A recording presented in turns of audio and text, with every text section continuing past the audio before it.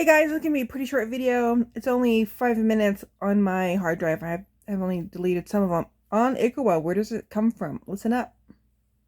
It's April 1974, and 6-year-old Benita Rowland sits in front of the Senate Subcommittee on Indian Affairs with her father, Ben.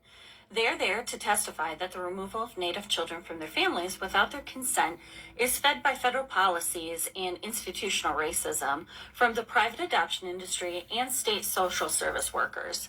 But how does a child end up testifying in Congress? Let's backtrack. In the early 1970s, a South Dakota missionary was supplying Oglala Lakota children for adoption to non-Indian couples, and two women were looking for a child to adopt.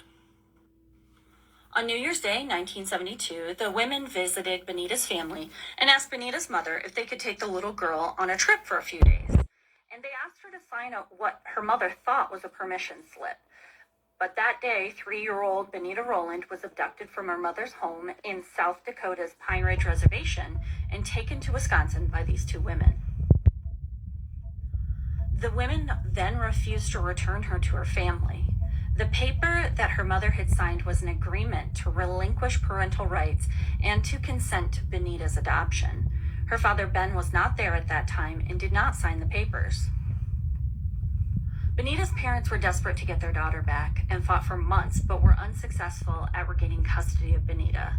Throughout the process, the women offered to purchase Benita.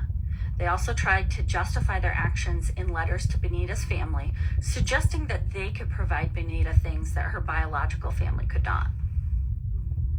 When the Association on American Indian Affairs learned of the case in October 1972, they met with Benita's family, brought them to Wisconsin, and provided legal counsel to represent them in court.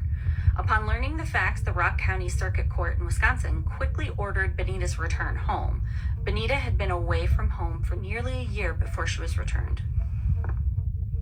This was just the beginning of what would turn out to be dozens of cases and stories just like Benita's, where the association intervened to either provide or obtain legal counsel and assist families with the return of their stolen children.